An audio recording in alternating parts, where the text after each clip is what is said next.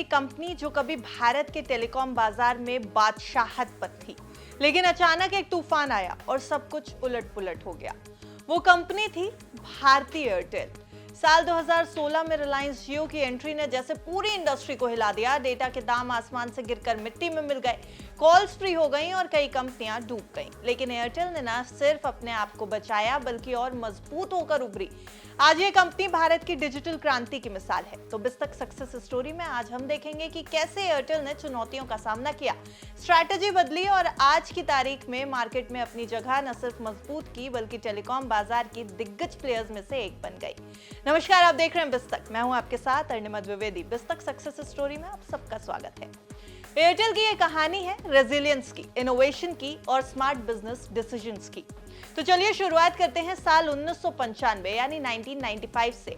वो साल जब सुनील भारती मित्तल ने एयरटेल की नींव रखी। असली कमाल 1999 में नेशनल टेलीकॉम पॉलिसी से हुआ। इस पॉलिसी ने कंपनी को पूरे देश में नेटवर्क फैलाने की आजादी दी, बिना ज्यादा लाइसेंस फीस के। नतीजा, मोबाइल फोन अमीरों की जेब से निकलकर आम आदमी के हाथों में पहुंच गया।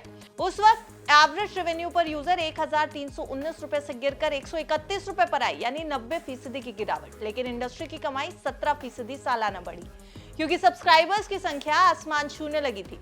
एयरटेल ने इस मौके को दोनों हाथों से लपका। कंपनी ने दूर दराज के गांवों और छोटे शहरों में टावर लगाए, जहां कभी लैंडलाइन भी नहीं पहुंचा था। एक्सप्रेस योरसेल्फ कैंपेन ने युवाओं को जोड़ा और नेटवर्क क्वालिटी पर फोकस ने एयरटेल को मार्केट लीडर बना दिया। एयरटेल बाजार में सबसे पहले आई कंपनियों में से एक थी और उसने ग्लोबल पार्टनर्स जैसे बीटी टेलीकॉम, इटालिया, विवेंडी और सिंगटेल के साथ काम किया था। इन पार्टनर्स ने एयरटेल की सफलता में अच्छा रिटर्न भी कमाया। कंपनी ने अपने कल्चर पर जोर दिया, लोगों को एम्पावर करने का कल्चर।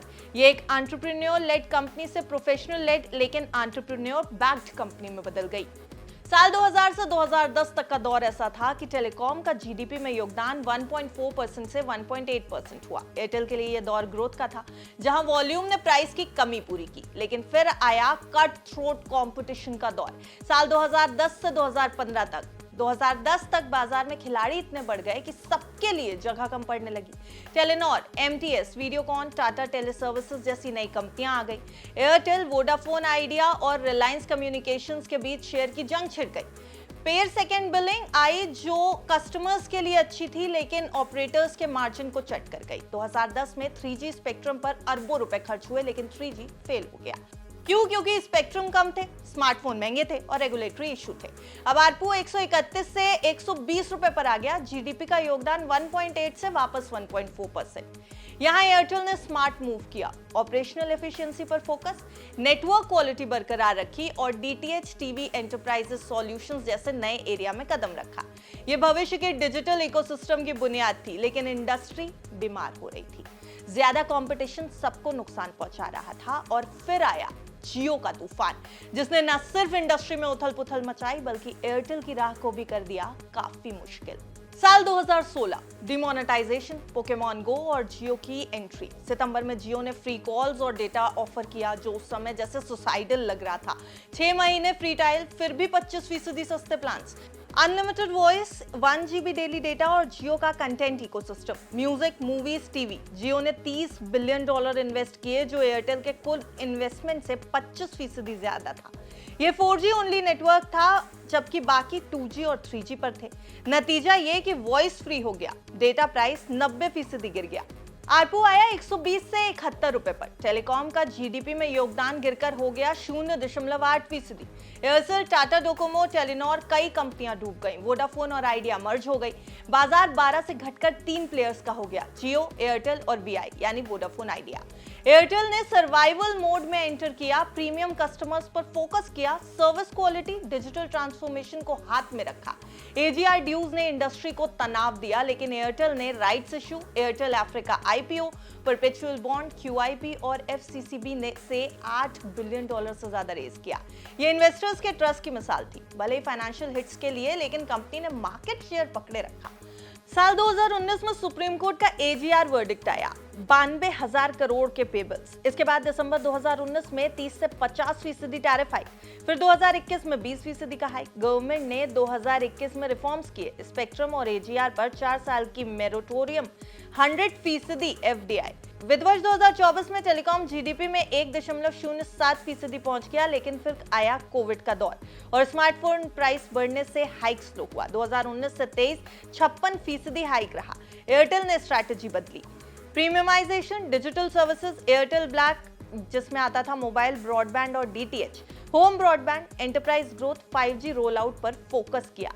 2025 में एयरटेल का आरपू 245 रुपए है, जियो के 203 और वीआई के 163 से भी ज्यादा।